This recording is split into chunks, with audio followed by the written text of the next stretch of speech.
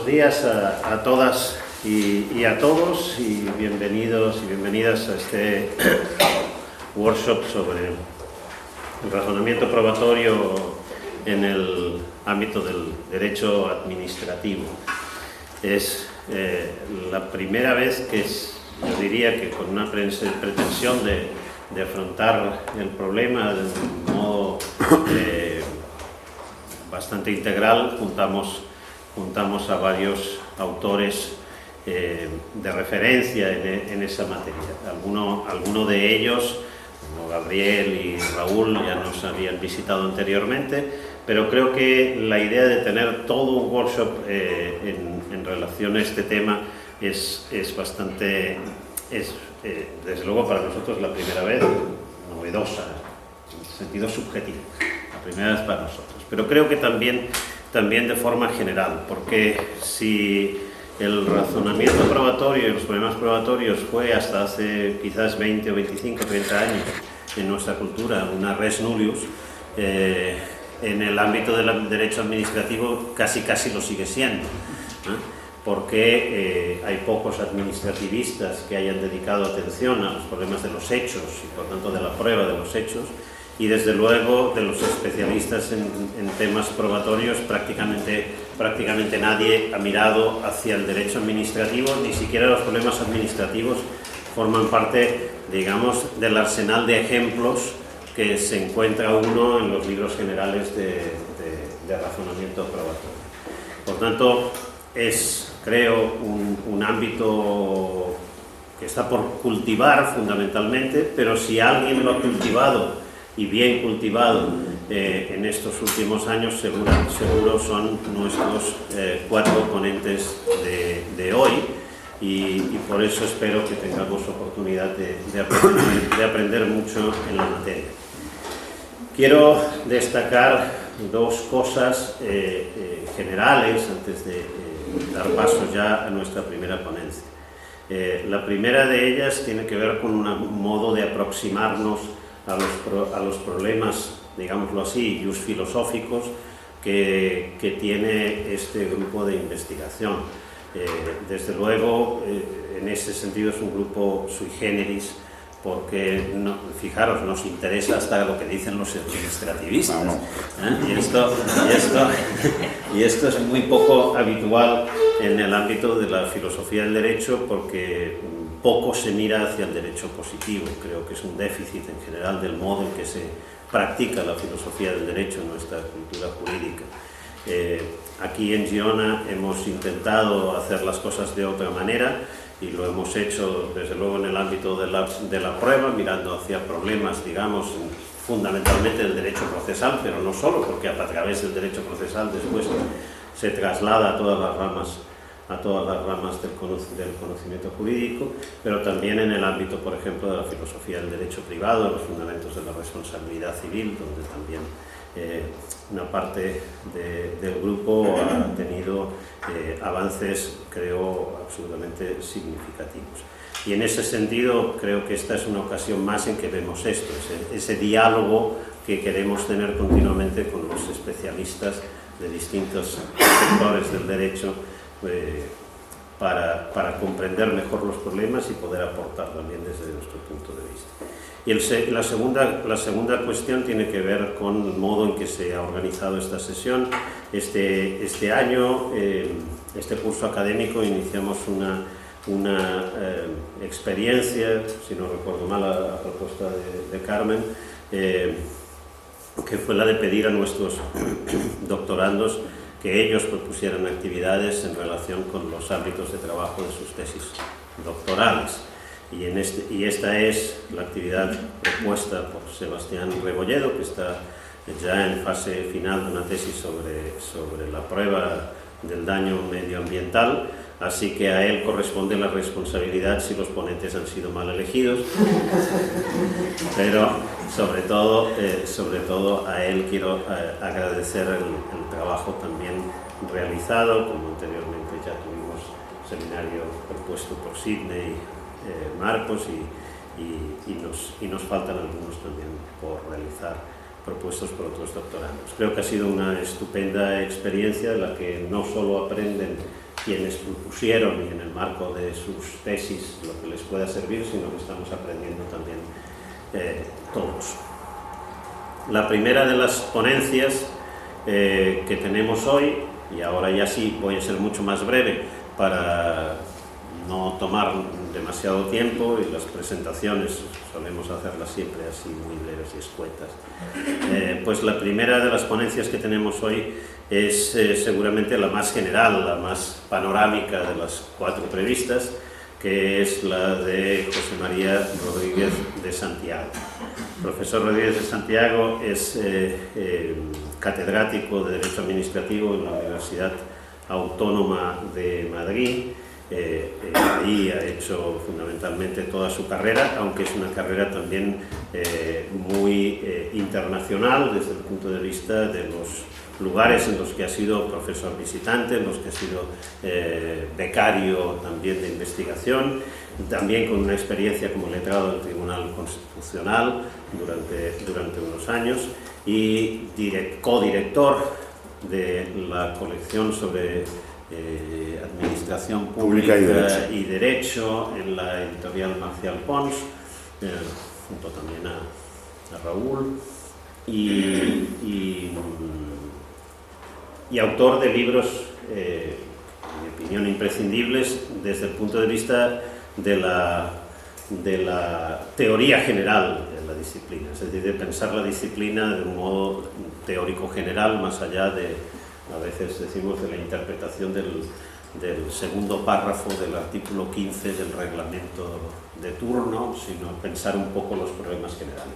Y en esa orden de pensar los problemas generales creo que es absolutamente imprescindible su libro sobre metodología del derecho administrativo, reglas de racionalidad para la adopción y el control de la decisión administrativa, publicado en Marcial Pons en 2016, o el sistema de fuentes del derecho administrativo, la dirección de la administración a través del derecho, más reciente, en 2021. Y en relación con esos trabajos de la metodología del derecho administrativo, pues hoy nos trae una ponencia, los hechos en una metodología de la decisión administrativa discrecional, pues que ya estamos ávidos de escuchar. Gracias por estar aquí, Chema, y tu turno. Muchas gracias, Jordi. Tengo que empezar, por supuesto, agradeciendo a Jordi Ferrer y a Sebastián Rebolledo la invitación para formar parte de este workshop. Y os digo de verdad que vengo con el ánimo de aprender, porque creo que sobre esto los que saben sois vosotros y mis colegas, los colegas que han venido conmigo también saben más que yo. Y en esto no se puede ser elogioso y modesto al mismo tiempo, porque yo puedo decir de colegas de los que he aprendido lo poco que sé de los hechos, porque entonces es que ellos me han enseñado muy poco también. Yo puedo decir que sé poco, aunque sé poco, la verdad es que sé poco. La verdad es que le da muchas vueltas al tema sobre el que podía versar mi ponencia en este seminario, y pensé preparar algo nuevo, que sabéis que es algo que cuesta un esfuerzo especial. Y trabajé 2 meses sobre la cuestión del control judicial sobre decisiones administrativas adoptadas en condiciones de incertidumbre. Y terminé los 2 meses ya exhausto, concluyendo que todavía no tenía claro ni el esquema de lo que habría que decir. Esa es una cuestión que se ha tratado mucho jurisprudencialmente, precisamente con ocasión de la pandemia. Y ha habido jurisprudencia española, ha habido muchísima jurisprudencia alemana, muchísimo más que en España. Hay contadas ya 1.700 sentencias en Alemania sobre la pandemia en todas las instancias. Bueno, el caso es que tuve después una larga conversación con Luis Medina, que es un hombre muy práctico y es muy amigo mío, que me recomendó que hablara selectivamente de lo que ya había reflexionado y escrito en este libro que ha citado Jordi, de 2016, la metodología del derecho administrativo. Lo he pasado, sin embargo, por un filtro que tiene 2 criterios para decidir de qué hablar y qué dejar sin mencionar. El primer criterio es qué es lo que más le puede interesar a un filósofo del derecho, que es el público habitual de este seminario. Seguramente lo que más le puede interesar a un filósofo del derecho es lo que más se refiere específicamente a una metodología jurídico-administrativa y más se separa de las metodologías tradicionales de corte judicial, de lo que hace con el derecho y de lo que pretende hacer con rigor con el derecho del juez civil o penal. Y del material resultante aplicando este criterio, lo que se refiere más directamente a los hechos. Yo creo que con esto, pues al menos, aunque no haya culminado el esfuerzo de hacer un tema nuevo, puedo cumplir con una modesta función de servir de marco teórico a otras de las ponencias. Quiero presentar precisamente, en primer lugar, como introducción, una comparación entre la metodología del derecho administrativo y la metodología tradicional de corte judicial. Sus semejanzas, que son menos de las que podría pensarse inicialmente, porque uno dice, bueno, la administración aplica el derecho exactamente igual que lo aplican los jueces, es un aplicador más del derecho en la Constitución. Los dos poderes, el poder ejecutivo administrativo y el poder judicial, aplican la ley. Bueno, hay que empezar diciendo esto, dos maneras de aplicar el derecho en cumplimiento de dos funciones constitucionales distintas dan lugar a dos metodologías distintas. Hay algunas semejanzas, voy a hacer referencia también a algunas semejanzas. Lo más parecido es la tarea administrativa de interpretar la norma. La norma la interpreta la administración en principio igual que el juez.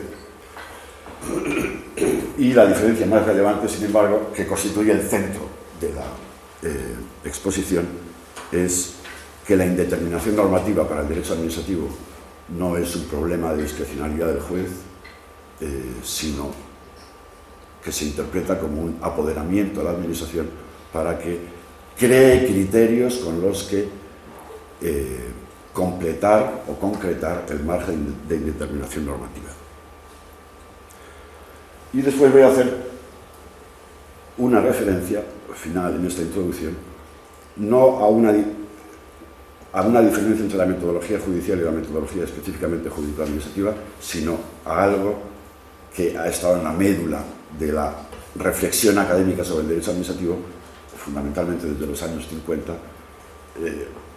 o al menos desde los años 50 del siglo pasado, que es la obsesión de los profesores del derecho administrativo con respecto al control judicial de la discrecionalidad.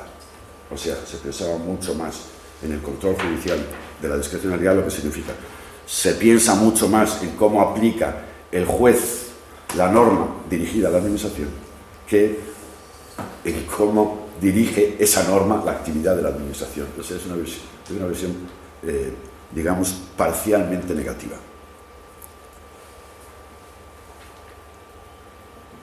Una reflexión sobre el trabajo riguroso con el derecho, esto es una metodología, el trabajo riguroso con algo. Cuando la administración ejerce facultades discrecionales, solo me voy a fijar en este supuesto, en el de las facultades discrecionales, se pregunta, en términos generales, por las reglas de racionalidad en la adopción de decisiones administrativas discrecionales. También se pregunta por el control judicial de esas decisiones y, en concreto, hoy voy a llamar especialmente la atención sobre la circunstancia de que los hechos relevantes para las decisiones administrativas también son fijados por la administración. Y no conforme a las reglas del derecho procesal, sino conforme a otras reglas parcialmente distintas, que son las del procedimiento administrativo. Los estudios metodológicos clásicos sobre la aplicación del derecho se han centrado habitualmente en un modelo de ejecución de las normas en el que el órgano judicial, civil o penal es el primer llamado a fijar los hechos del caso, a identificar e interpretar la norma aplicable, a subsumir los hechos en la premisa menor del silogismo de determinación de la consecuencia jurídica, o en estudios más modernos, pero igualmente incluidos en la metodología de corte clásico, a decidir un conflicto entre principios ponderando en atención a las circunstancias del caso. Y en consecuencia el contenido de esas metodologías consiste en la exposición, lo sabéis vosotros mejor que yo, de las reglas que deben vincular al órgano judicial a cumplir esas tareas, interpretar la norma, fijar los hechos con rigor. Es una obviedad que en el derecho administrativo no suceden así las cosas. quien en este ámbito toma la primera decisión conforme a sus propias normas de procedimiento, conforme a sus propias estructuras organizativas, con sus propios, esto es importantísimo, con sus propios canales de obtención de legitimidad democrática, que para el juez es irrelevante. El juez es independiente e inamovible, ¿no? La legitimidad democrática le viene de que está vinculado directamente al producto de la ley, a la ley, pero no tiene otras vías de obtención de legitimidad democrática. La administración sí. La administración no actúa en una situación en una posición constitucional de independencia, sino precisamente de dirección por el gobierno. Artículo 97. La Constitución quiere que el gobierno dirija la administración. O sea, que la administración no funcione de la misma manera con independencia de que el gobierno sea de izquierdas o de derechas. Y el órgano judicial, como regla general, a posteriori, solo controla conforme a criterios estrictamente jurídicos. Tiene prohibido utilizar los criterios, artículo 106.1 de la Constitución. Los tribunales controlan la legalidad de la actuación administrativa, nada más que la legalidad. El órgano judicial controla a posteriori la actuación administrativa cuando se impugna. Desde luego, quien para construir una metodología de la aplicación del derecho por la administración utilizara la plantilla de un trabajo tradicional de metodología de corte judicial y se limitara a incluir al órgano administrativo por sustitución en la posición que el autor del tratado ponía al juez, pues seguramente se obtendría como resultado una deformación grotesca de la realidad, si se permite utilizar la expresión de la tradición literaria española, un esperpento, un auténtico esperpento. Porque esta forma de proceder desconocería la específica posición de la administración en el marco del reparto constitucional de los poderes e impediría reflexionar con rigor sobre la forma en que el derecho dirige la actividad de la administración. La administración cumple una función constitucional, ejecutiva, de servir con objetividad, no con independencia, a los intereses generales, artículo 103.1 de la Constitución, no la de resolver jurisdiccionalmente conflictos entre partes, que es la función que está reservada a los órganos judiciales, según el 117.3 de la Constitución. La administración, como ya he dicho, actúa con una legitimidad democrática que deriva muy frecuentemente de la dirección por el gobierno, es el caso de la administración del Estado y de la administración autonómica, y que tiene además sus propias vías de rendición democrática de cuentas, lo que es clarísimo, por ejemplo, en el caso de la administración municipal. Nada de esto, como es obvio, encuentra su paralelo en el caso de la aplicación por el juez de las normas.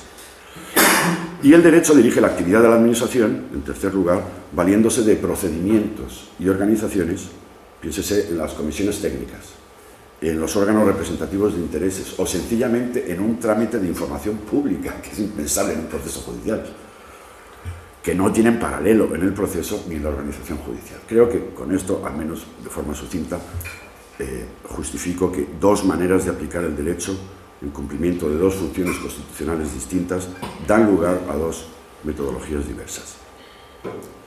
Vamos a ver lo que más se parece.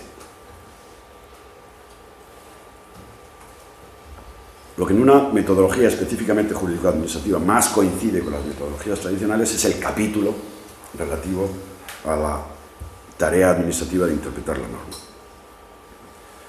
La interpretación de la norma, que parte de su texto y la completa con criterios clásicos de la interpretación jurídica, la interpretación sistemática, la interpretación gramatical, la interpretación conforme a la Constitución, la interpretación conforme al derecho de la Unión Europea, esta tarea también la cumple la Administración como un órgano judicial.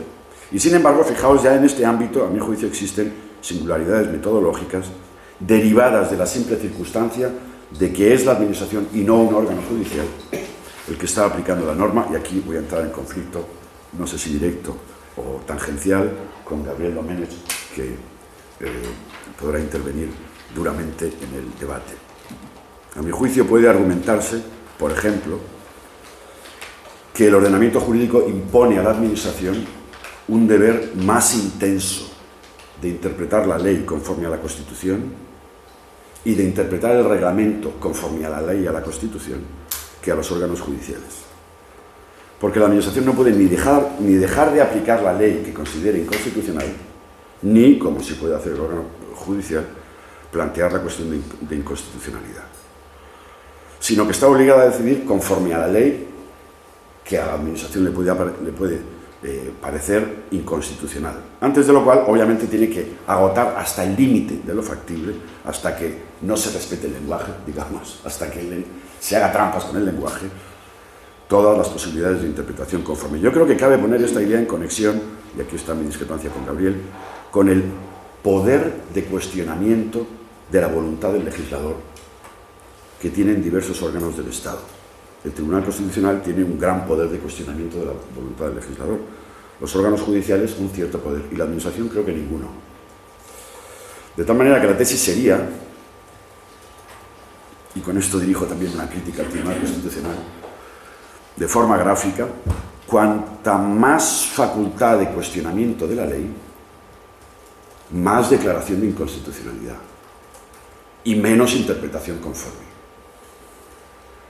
Cuanto menos sea el poder de cuestionar la voluntad del legislador, más deber existe de llevar a cabo la interpretación conforme. Y es fácil caer en la cuenta de que esta regla limitaría solo a casos marginales, o sea, que se separaría de lo que está haciendo ahora el Tribunal Constitucional, solo a casos marginales, la interpretación conforme por parte del Tribunal Constitucional. Impondría sobre la Administración un deber de máxima intensidad de interpretar conforme a la Constitución una ley que un órgano administrativo no puede de ninguna manera cuestionar. Y situaría a los órganos judiciales en un punto intermedio, que es, esto sí que es la doctrina constitucional. A pesar de lo que dice el artículo 5 de la Ley Orgánica del Poder Judicial, que dice el órgano judicial primero agotará las posibilidades de interpretar la ley conforme a la Constitución, y si no, planteará la cuestión de inconstitucional. El Tribunal Constitucional nunca se ha tomado eso en serio. El Tribunal Constitucional solo se ha tomado en serio lo que dice su ley orgánica del Tribunal Constitucional, no la Ley Orgánica del Poder Judicial. Y el Tribunal Constitucional admite que se plantee una cuestión de inconstitucionalidad si un juez tiene una duda sobre la constitucionalidad de la ley, con independencia de que haga o no haga previamente un esfuerzo mayor o menor de interpretación conforme. Y por otra parte, es al menos discutible que la Administración esté autorizada en el concreto procedimiento de aplicación de un reglamento a realizar un juicio de invalidez del reglamento por contravenir supuestamente la ley o la Constitución, para extraer la consecuencia jurídica de su inaplicación al caso sobre el que debe decidir, pues poder que por supuesto sí tienen los jueces conforme al artículo 6 de la Ley Orgánica del Poder Judicial. Lo que significa, de nuevo, que es necesario aceptar que el ordenamiento jurídico impone a la Administración un deber más intenso de interpretación del reglamento conforme a la ley y a la Constitución que a los órganos judiciales. Vamos a la diferencia más relevante. La diferencia más relevante es la que tiene en cuenta, la que entiende la indeterminación normativa de las normas, de la interpretación de las normas del derecho administrativo que tienen un margen de indeterminación como poder otorgado a la Administración para que sea ella la que complete el supuesto de hecho normativo con sus propios criterios. Esto es la discrecionalidad de la Administración. Este es el tema de la discrecionalidad de la Administración. Voy a referirme a ese proceso de construcción de la norma por la propia Administración, que tiene en cuenta el texto de la norma, los criterios de interpretación jurídica que comparte con el juez, y luego los criterios tradicionalmente llamados de oportunidad, que pueden ser criterios técnicos, criterios políticos, criterios de la lex artis, criterios de eficiencia, criterios de eficacia. Me voy a referir a eso, que es mucho más que interpretar la norma, con una terminología que pretende precisamente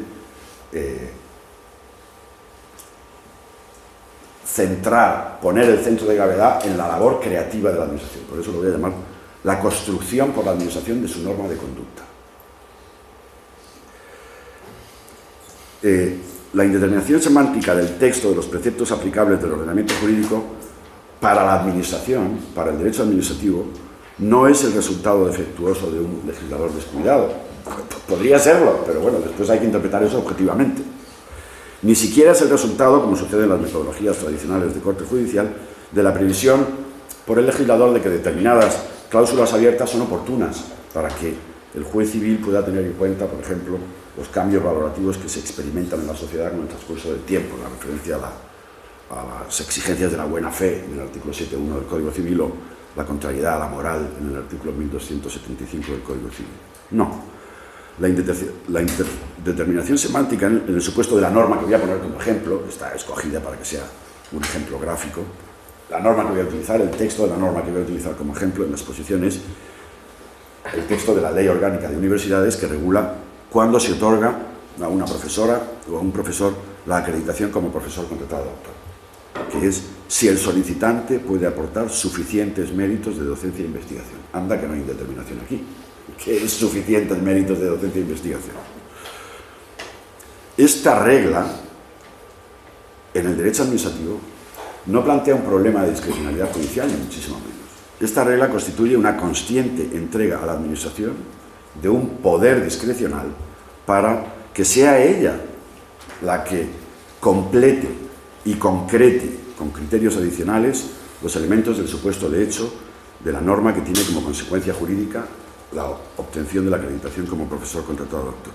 La indeterminación del precepto funciona como una atribución de la competencia de completar esos criterios fijados a quien está en mejores condiciones para hacerlo, que es la Administración, que tiene procedimientos y organizaciones en los que precisamente lo que entra son las reglas de la ciencia. Y voy a hacer una última observación, la obsesión, pensé mucho en esta palabra, no es demasiado coloquial, pero en fin, he decidido al final pues, utilizar la expresión coloquial, la obsesión del derecho administrativo tradicional con el control judicial de la discrecionalidad administrativa. Ha sido una orientación muy marcada del derecho administrativo español, al menos, como digo, desde los años 50, que el centro de gravedad, también de la reflexión académica, se ha puesto en el control judicial de la actividad administrativa, sobre todo de la actuación administrativa discrecional. Es un derecho del foro. Ha sido durante décadas un derecho administrativo del foro. Por ello, lo que más se conocen los estudiantes es la ley de la jurisdicción contenciosa administrativa. Más que la ley de procedimiento administrativo todavía. Las cosas están cambiando, creo. Hay una cita muy famosa de un autor norteamericano, y en Norteamérica esto posiblemente sí es verdad. Dice Bernard Schwartz, un autor norteamericano ya fallecido. Verdaderamente, ¿de qué trata el derecho administrativo si no es del control de la discrecionalidad? Eso pasó al manual de Eduardo García Enterría y esto ha sido una perspectiva muy propia del derecho administrativo durante décadas. Parece obvio que una metodología que centre el objeto del análisis en la aplicación judicial de la norma jurídico-administrativa, de la norma que va dirigida a la administración, necesariamente presta más atención a lo que la administración no puede hacer al decidir, una perspectiva negativa, que a lo que la administración debe hacer, la perspectiva positiva. Y por aprovechar también de manera ilustrativa la cita, debe dejarse constancia de que las reglas metodológicas que más deberían interesarnos no son las del control de la discrecionalidad por los jueces, sino las del correcto y no solo legal, ejercicio de la discrecionalidad por el órgano administrativo. Creo en este sentido que es necesario un cierto ajuste en la orientación de la disciplina, ajuste que ya se está produciendo y para el que no se necesita ninguna revolución. Voy a continuación a intentar hacer gráfica la expresión de la exposición con este ejemplo que he dicho de la regla, si el solicitante puede aportar suficientes méritos de docencia e investigación. Ahí tenemos, pues podemos decir, dos elementos del supuesto de hecho: suficientes méritos de docencia, suficientes méritos de investigación. Se concederá la consecuencia jurídica de la norma es obtener la acreditación como profesor contratado. Y voy a explicar, como os digo, el proceso de construcción por la Administración de su norma de conducta como un proceso de progresiva acumulación de criterios. Este es el texto de la norma, una línea muy sencillita, y abajo está el hecho, el currículum vitae de un solicitante. Ese es el hecho, el relato fáctico es su currículum vitae en este caso. La Administración acumula sobre este texto, empieza acumulando criterios obtenidos de los métodos tradicionales de interpretación jurídica, es esta zona en azul. Esto es lo que la administración obtiene de la interpretación jurídica en ese proceso de creación de su norma mediante la acumulación progresiva de criterios, primero de legalidad y después de oportunidad. Esto es hasta referir óptimamente su norma de conducta a los hechos sobre los que hay que decidir. Volvemos para atrás.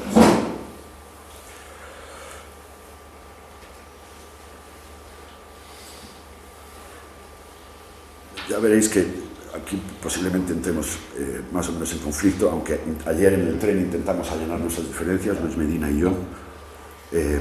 La misma norma jurídico-administrativa que regula la actividad de la administración y en su caso le atribuye un poder discrecional, esta, la que hemos puesto como ejemplo, es la que tiene a su disposición el órgano judicial para controlar el sometimiento de la actuación administrativa al derecho.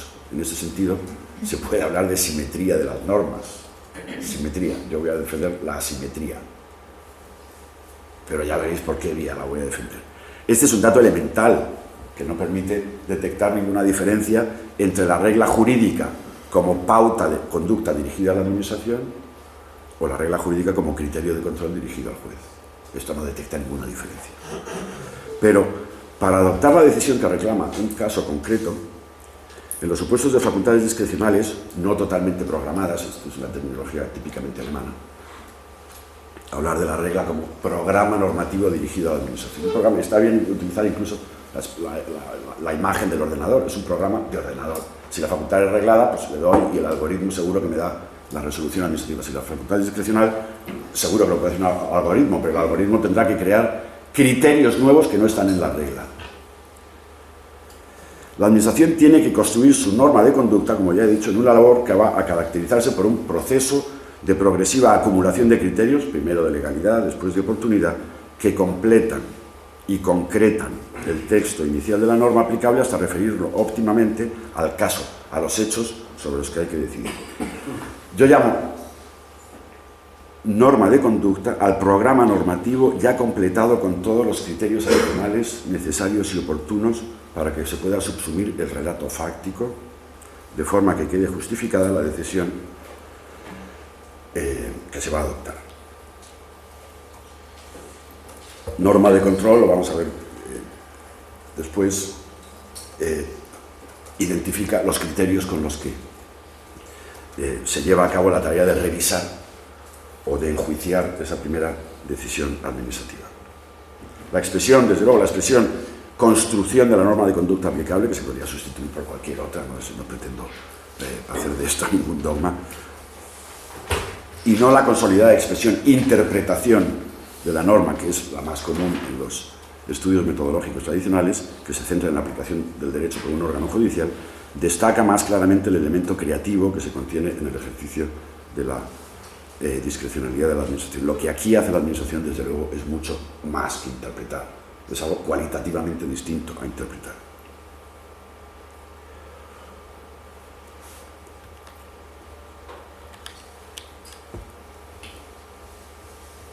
En un caso como este, en un caso en el que el texto de la norma dice si el solicitante tiene suficientes méritos de docencia e investigación, se otorgará la acreditación como profesora contratada doctora, lo que la administración añade al puro texto de la regla que dirige su actuación con los criterios clásicos de la interpretación jurídica es algo.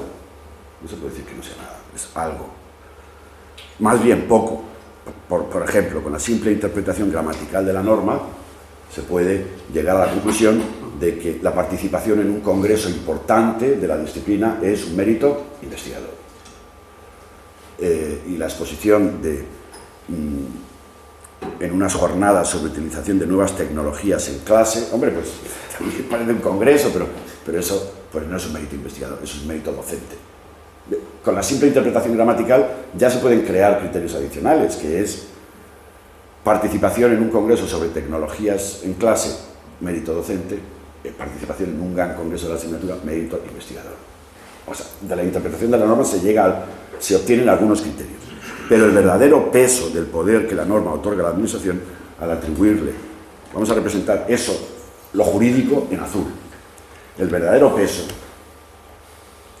que la norma otorga a la Administración al atribuirle la facultad de aplicarlo no está ahí, está en la competencia de crear los criterios adicionales, en este caso criterios de carácter técnico, en otros casos son criterios de carácter político también, que van a ser aplicados para decidir cuándo los méritos de docencia e investigación son suficientes. Podemos extraer, por ejemplo, este criterio del soft law que está publicado en la página de la ANECA. Si has publicado 6 artículos en revistas de prestigio y has impartido 400 horas de clase, los méritos son suficientes. Si no, no. Vamos a partir de la idea de que se aplica esta norma con un criterio de todo o nada. Con la interpretación gramatical y con los nuevos criterios de carácter técnico creados por la Administración ha creado su norma de conducta que le permite resolver el caso delimitado por los hechos contenidos en el currículum vitae del solicitante. Para aclarar mis puntos de diferencia con Luis Medina, es necesario decir, para que se entienda bien la idea, que no toda la norma de conducta es jurídica. No toda la norma de conducta es legalidad. Por supuesto que no. Una parte, la que se contiene, la línea negra, por expresarlo gráficamente, la línea negra y el espacio azul es legalidad. Eso es derecho, eso es una norma jurídica. Eso lo van a controlar los jueces. Pero la parte de la norma de conducta que completa con criterios adicionales, técnicos, políticos, los tradicionalmente llamados de oportunidad, el margen de indeterminación, no es derecho. Eso es verdad, no es derecho. Es exactamente, no es legalidad, es precisamente técnica o política. Lo que tradicionalmente se ha llamado oportunidad. Pero en cuanto a conjunto de criterios elaborados por la Administración para decidir sobre el caso planteado, creo que se puede utilizar la expresión norma de conducta administrativa, aunque no norma jurídica de conducta administrativa.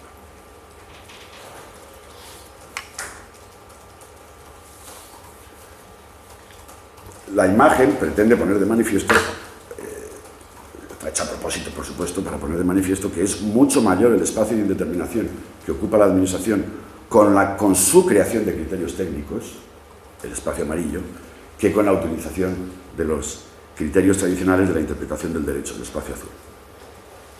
La mayor parte de los criterios con los que la Administración decide han sido creados por ella misma. E insisto sobre la idea, y es correcto que así sea. No es un defecto del sistema, no es correcto que así sea.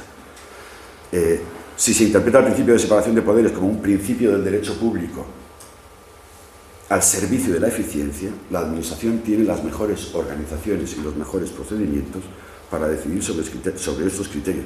Es que uno puede llegar a plantearse qué demonios tiene que decir el legislador o qué demonios tiene que decir el juez sobre cuándo los méritos de docencia e investigación de un profesor universitario son suficientes o no. Como dice Luis Medina, aquí el procedimiento administrativo, fijaos, el procedimiento administrativo aquí no tiene solo una función epistémica, tiene una función valorativa, equivalente a la de los procedimientos de aprobación de normas. El procedimiento administrativo, entonces, es marco institucional también para la creación de los criterios de decisión, no solo para la fijación de los hechos. A veces esto sucede individualmente, en cada expediente. En el concreto, en el caso de la ANECA, nunca sucede individualmente. Sucedió individualmente en los primeros momentos, cuando no había material de soft law y cuando no había precedentes. La vía normal y esto es muy positivo en el ejercicio de la discrecionalidad por la Administración, se empieza resolviendo expedientes individuales, se van creando criterios contenidos de los precedentes y con los precedentes, a los 4 años, se elabora un documento de soft law que ofrece a la Administración los criterios con los que a partir de ahora se va a... los criterios técnicos, no son criterios jurídicos, esa norma de soft law no es ni un reglamento ni es nada. No sé si Gabriel está muy de acuerdo con esto.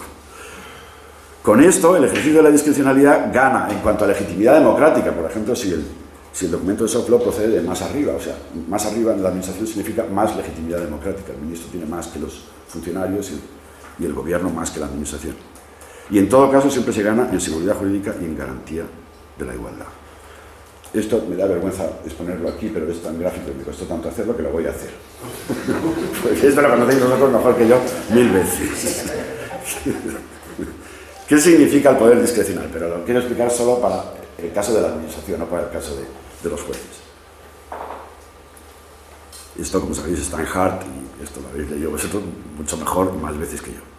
Esta diapositiva trata de dar respuesta a la pregunta relativa a en qué consiste esencialmente el poder discrecional, y en esto sigue la tesis de Mariano García Lupo en 1997, que expuso Mariano García Lupo en el 97. Y el poder discrecional es el poder otorgado a la administración para completar o concretar los márgenes de indeterminación normativa mediante criterios que crea ella misma. Es lo que he dicho hasta ahora. Es obvio que en el Estado de Derecho la discrecionalidad no puede significar la libertad de la administración para resolver en cada caso lo que quiera. Eso no, eso es muy vulgar, eso es muy primitivo. La administración en el Estado de Derecho siempre actúa con criterios. Y el poder discrecional es el poder que le otorga la norma de crear esos criterios ella misma. En la aplicación de esta norma, esta es la norma suficientes méritos de docencia e investigación. Hay candidatos positivos que están, vamos a situarlos en el centro, en la zona verde. Ahí está un profesor que lleva 30 años dando clases en Harvard y tiene un premio Nobel de física. Pues eso, ahí no hay determinación, ese es un candidato positivo que está en la zona de certeza positiva del concepto normativo indeterminado, suficiente mérito de docencia e investigación. Y hay candidatos negativos también, en la zona pues, granate, están los becarios que han dado 6 horas de clase y tienen publicada una recensión en una revista buena, pero una recensión. Pues ahí eso es un candidato negativo, esa es la zona de certeza negativa. El meollo, la madre del problema, por ejemplo, la madre del cordero, como se decía en mi tierra, no sé si en toda España, pero está en la zona de indeterminación, la zona amarilla. Se puede explicar el poder de la administración de crear criterios adicionales como el poder de disolver la incertidumbre con criterios adicionales. El poder de disolver la incertidumbre con criterios adicionales. O sea, con el criterio adicional de los 6 artículos, eran 6, ¿no? y de las 450 horas, lo que hace la administración es, atención, hacer desaparecer la zona de incertidumbre y lanza a todos los candidatos neutrales que estaban en la zona de incertidumbre o a la zona de certeza positiva o a la zona de certeza negativa. Desde este punto de vista, se puede criticar en el ámbito del derecho administrativo la tesis de la solución, de la única solución jurídicamente justa de Dworkin. Un colega nuestro, Adrian Lemieux, que es catedrático de la universidad, profesor de la Universidad de Harvard, en realidad es de Derecho Constitucional, pero hace precisamente, él estudia el control de la discrecionalidad de la administración. Tiene en uno de sus últimos libros, una introducción muy, bueno, el título de su obra, Frente al imperio de la ley, el imperio de la ley de Dworkin, publicó en el 2016, me parece que fue, un libro que se llama La abnegación de la ley. No el imperio, sino la abnegación de la ley. Para hablar de derecho administrativo y del control judicial de la discrecionalidad de la administración. Y en la introducción tiene una idea que me encantó cuando la leí, y es, Dworkin habla de la única solución justa porque Dworkin no conoce el Estado administrativo. Dworkin solo conoce a un juez en el Estado, que es el juez Hércules, que como mucho resuelve problemas de discrecionalidad judicial, y en esos problemas de discrecionalidad judicial también hay una única solución justa. Pero Dworkin no conoce el Estado administrativo y entonces no cae en la cuenta de que, por supuesto, los mismos hechos, bajo la misma norma jurídica, tienen muchas soluciones justas. Aquí cambian los criterios mañana y el que ha presentado 7 artículos y 350 horas puede estar acreditado, no estar acreditado o estar acreditado excelentemente en función de los criterios que no son derecho con los que la administración completa la norma de conducta, completa la regla jurídica. La administración puede decidir, vamos a hacer más fácil la vida de los profesores, no vamos a exigir tanto, y entonces baja los criterios, 3 artículos y 250 horas son suficientes. Hay un montón de personas que antes no estaban acreditadas y ahora sí están acreditadas. Y lo contrario, pues, sube los criterios, 9 artículos y 600 horas. Muchos que antes sí estarían acreditados, ahora no están acreditados. Todas esas soluciones son justas, si aquí viene al cuento la palabra justicia, son correctas desde el punto de vista de la aplicación de la norma discrecional. Con la misma norma jurídica, que es suficientes méritos de docencia e investigación, y con los mismos hechos, se llega a soluciones distintas igualmente correctas, porque lo que cambian son los criterios de concreción discrecional de la norma. La norma,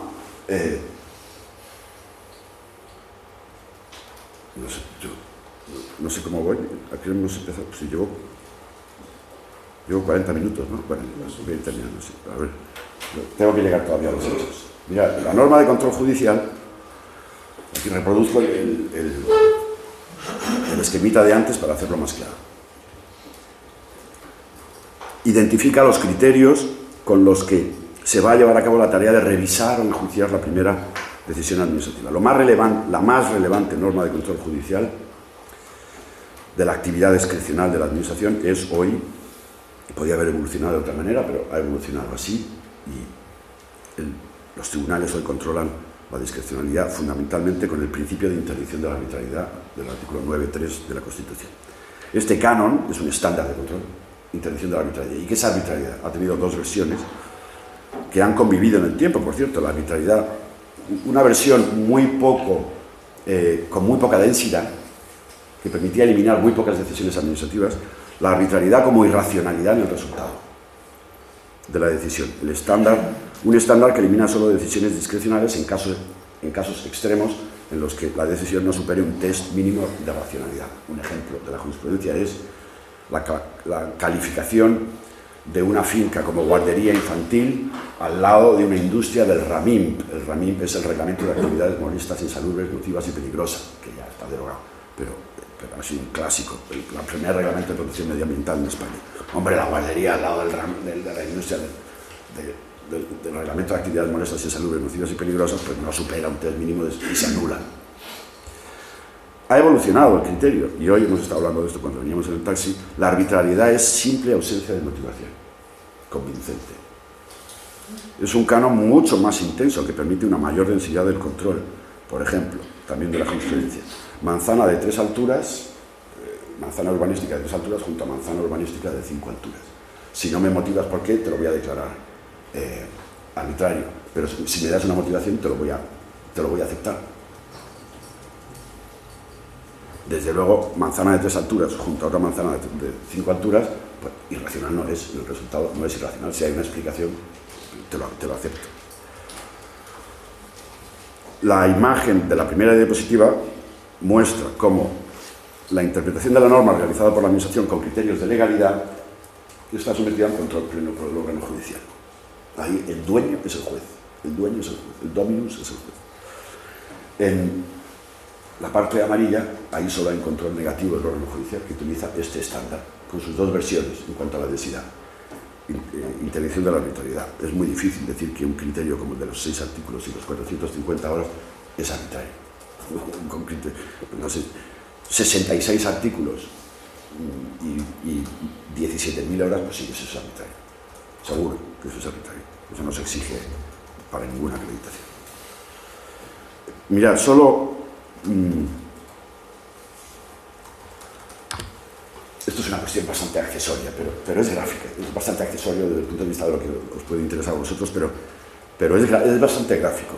¿Qué pasa con la norma de control en vía administrativa? Sabéis que, aparte del recurso contencioso administrativo, hay recursos administrativos, que los administrativistas estamos deseando, como colectivo, cargarnos de una vez, para poder llegar al juez, nuestro salvador, cuanto antes. Desde luego, el juicio negativo que se tiene con respecto al recurso negativo, con respecto al recurso administrativo, que es alzada o reposición, está más que merecido, más que merecido. El 90 y tantos % no se resuelven expresamente, se resuelven por silencio. Es un desastre el funcionamiento. Pero no conviene perder de vista que desde la perspectiva de la que estamos hablando, el recurso administrativo permite una oportunidad de control que no se tiene en la jurisdicción contencioso administrativa. es una oportunidad de defensa distinta y mucho más intensa que la que proporciona el control judicial. Porque el órgano administrativo sí puede controlar los criterios de oportunidad. Todo es controlable por el órgano administrativo, especialmente en vía de alzada. Y todo el mundo, cualquier conocedor del funcionamiento de la jurisdicción contenciosa administrativa sabe que hay discrepancias del interesado. Si discrepa con los hechos, vete a la jurisdicción contenciosa administrativa. Si discrepas con la interpretación de la norma, vete a la jurisdicción contenciosa administrativa. Si discrepas con el criterio de los 6 artículos de las 450 horas, la jurisdicción contenciosa administrativa no te va a dar ninguna solución. Y no existe nada anómalo en esto, es que los órganos judiciales no pueden valerse de criterios de mera oportunidad para corregir la actividad administrativa. Vamos ya estrictamente a hablar de los hechos, la fijación de los hechos por la administración en el procedimiento administrativo. El procedimiento administrativo cumple, como el proceso judicial, una función epistémica de construcción de un relato fáctico que, en la medida de lo posible, tiene que ser verdadero. Hay dos sentidos en los que se puede decir que la fijación de los hechos es una tarea administrativa dirigida por el derecho. El primero de los sentidos es que la norma jurídica administrativa regula el cauce institucional a través del cual debe fijarse ese relato fáctico. El marco procedimental yo utilizo en mi librito la expresión hecho bruto y hecho neto. Hecho bruto, la realidad con todas sus circunstancias y todo su colorido, y el hecho neto, el relato fáctico relevante para resolver. El procedimiento administrativo es, desde esta perspectiva, un procedimiento epistémico que recaba informaciones para reconstruir la verdad de los datos fácticos sobre los que hay que adoptar la decisión. Explica Luis Medina muy gráficamente que frente a la tendencialmente libre actividad de acceso a la verdad del historiador o del detective o del científico natural, el acceso al conocimiento de la realidad por parte de la administración está regulado por normas que dirigen esa actividad y que a veces ordenada la administración sigue obteniendo información y otras veces le dicen, mira, hay que decidir ya, para la búsqueda. Esto ya no es libre, esto ya está regido por normas. La fijación de los hechos por la administración también es una actividad dirigida por el derecho, si se tiene en cuenta, lo sabéis mejor que yo, que las reglas sustantivas que dirigen la actividad de la administración identifican los datos del hecho bruto que son relevantes para la formulación del hecho neto y de cuáles de esos datos del hecho bruto puede prescindirse. Si la administración aplica el supuesto de hecho de una regla, en los elementos que componen el supuesto de hecho de la regla, encuentra la administración la guía con la que trabajará la información relativa al hecho bruto y seleccionará los datos que le interesan para formular el enunciado fáctico que se compara con el supuesto de hecho en un juicio que funciona, como sabéis, como premisa menor del denominado silogismo de subsunción o de determinación de la consecuencia jurídica. La norma actúa así, la expresión es alemana, pero yo la he encontrado en Alemania, me parece muy gráfica. La norma sustantiva actúa como filtro que deja pasar al proceso decisorio, conforme a los estándares de certeza establecidos, solo la parte de la realidad que interesa. Y nótese que aquí la administración subsume bajo elementos del supuesto de hecho de su norma de conducta que ha creado ella misma y que no son jurídicos. Dos de las diferencias más relevantes con respecto a la fijación de los hechos son, primero, la fijación de los hechos en las llamadas decisiones complejas de la administración conformadora. Ayer estuvimos hablando en el tren sobre esto. Hay relatos fácticos que son típicos de la metodología de corte judicial. Un juez, un civil o un juez penal se preguntan por relatos fácticos relativos al pasado con cadenas de conexiones causales más bien cortas. Si quien actuó en nombre de otro al celebrar un contrato conocía en ese momento que su mandante había muerto y por tanto el poder ya no tenía efectos. O si quien disparó a la puerta era conocedor de que había alguien detrás de la puerta. En el caso del juez penal. En el caso de la administración hay decisiones importantísimas de cada día que es que no tienen nada que ver con esto, con esta fijación de los hechos. Nada que ver con esta fijación de los hechos. compárese esa tarea de mirar al pasado, y Marina Gascón se preguntaba, ¿es posible, frente a las tesis irracionalistas, es posible que siquiera acceder a la verdad de un hecho del pasado tan sencillo como eso? Pues comparar con esa pregunta relativa al acceso a la verdad, la necesidad de fijar los hechos necesarios para adaptar la decisión administrativa de elaborar el inmenso relato fáctico que constituye el diagnóstico y el pronóstico de un plan urbanístico, que significa identificar en el marco de un inmenso hecho bruto de circunstancias económicas, sociológicas, urbanísticas, etcétera, que se dan en una gran ciudad, los datos relevantes, el hecho neto, también referidos no solo al pasado, sino al futuro, la evolución, tiene que haber un pronóstico, un relato relativo al pronóstico, de los que debe partir la administración urbanística para la aprobación de lo que la jurisprudencia exige es que la administración apruebe el mejor plan de los posibles. Esto puede ampliarse al conjunto de decisiones administrativas que se denominan decisiones complejas o decisiones de la administración conformadora, que están muy cerca de las normas, muy cerca. Y aquí está posiblemente la solución a este problema. Los planes urbanísticos, los planes de aguas, los planes de carreteras, los planes de lucha contra la despoblación, decisiones relativas al medio ambiente y a la gestión de riesgos futuros e inseguros, precisamente por eso son riesgos. Aquí nos situamos en otro plano metodológico, desde luego.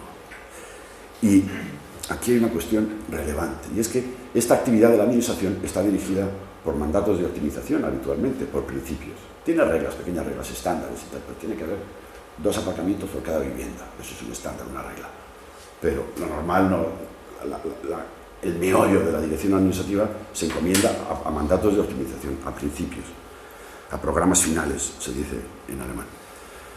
Y los principios, esto es muy importante, dirigen la actividad de fijación de los hechos mucho peor que las reglas, tremendamente peor que las reglas, porque no tienen elementos del supuesto de hecho para funcionar como filtro. Suele decirse que cuando se pondera, esto lo dice la jurisprudencia, me hace mucha gracia, porque es una manera de hacer metodológicamente imposible la ponderación, que es, cuando se pondera hay que tener en cuenta, en principio, todas las circunstancias del caso. Hombre, todas no, porque como sean todas, es imposible resolver. La norma me tiene que dirigir de alguna manera para seleccionar hechos. Son todas las circunstancias fácticas que activan un principio, eso sí. Pero eso ya no es una regla, eso no es un elemento de supuesto de hecho de una regla, eso es una cosa que funciona muy mal como filtro que nos permita pasar del hecho bruto al hecho neto. Voy a terminar, ¿vale? Perdonadme, yo me lo había preparado con 45 minutos así, yo llevo 1 hora ya. Una diferencia estructurante, esta tiene importancia estructurante, que diferencia la fijación de los hechos en el proceso judicial o la fijación de los hechos en el procedimiento administrativo es el papel que corresponde a la administración, que viene en esa tarea de investigar la verdad. Se califica, esto se recoge, este dato normativo se recoge en el llamado principio de investigación de oficio. El principio se dice que deriva de la vinculación democrática de la administración al interés general, que impide que el órgano administrativo adopte sus decisiones entregado sin más a la información que aporten los particulares interesados, como pasa en el proceso civil cuando se trata de materias disponibles, por ejemplo. El punto de partida para el análisis metodológico del procedimiento administrativo como cauce, como canal institucional para la fijación de los hechos es por eso la posición de la administración como obligada a obtener toda la información necesaria y suficiente para servir al interés general. Puede añadirse hoy cada vez más el papel que corresponde al órgano administrativo como director de flujos de información.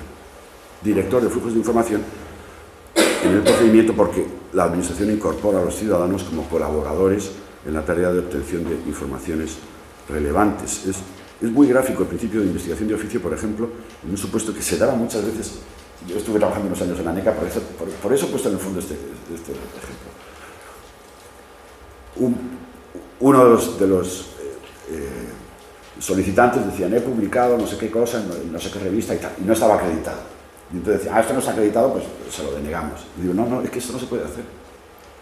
La ley de procedimiento administrativo obliga a que si la administración duda de la veracidad de los hechos, tiene que cumplir la carga de decirle al solicitante: apórtame algo que pruebe la veracidad de esos hechos. O sea, incluso cuando el procedimiento ha sido iniciado por un particular que pretende con él la obtención de una decisión favorable, si el órgano administrativo no tiene por ciertos los hechos alegados, tiene que levantar la carga de requerir al ciudadano para que aporte más información antes de dictar una decisión denegatoria de la solicitud. Y termino con la nota final, que es una aclaración que no es obvia, me parece que no es obvia. La fijación de los hechos en el procedimiento administrativo no es una actividad discrecional de la administración, aunque la potestad que esté ejerciendo sí lo sea.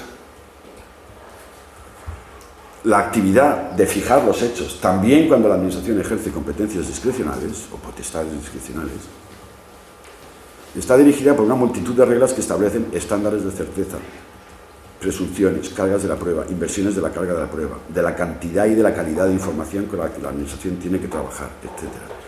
Y en términos generales puede afirmarse que esa actividad de la administración es una actividad reglada, o sea, lo contrario de discrecional, y que por tanto existe una simetría entre la norma de conducta administrativa y la norma de control judicial, en lo que se refiere a las reglas relativas a la fijación de los hechos. De tal manera que nos situamos en el espacio azul, nos situamos en algo equivalente al espacio azul, y es que los órganos judiciales controlan en principio completamente la tarea administrativa de fijar los hechos. Para los casos de decisiones complejas y de decisiones planificadoras y de decisiones en contextos de inseguridad y de incertidumbre, creo, sin embargo, que puede partirse en la práctica de un alto grado de deferencia judicial a la fijación de los hechos realizados por la administración. No por la idea teórica de que se diga es que en estos casos la fijación de los hechos es discrecional. No es por eso. Es porque en esos casos es imposible reproducir en el proceso judicial el procedimiento administrativo. Así lo creo yo. Aunque, por descontado, siempre, también en estos casos, es posible al juez eliminar, a pesar de ese grado de deferencia, judicialmente los errores patentes o errores manifiestos. En fin, siento haberme retrasado un poco. Hasta aquí llega mi intervención. Muchas gracias.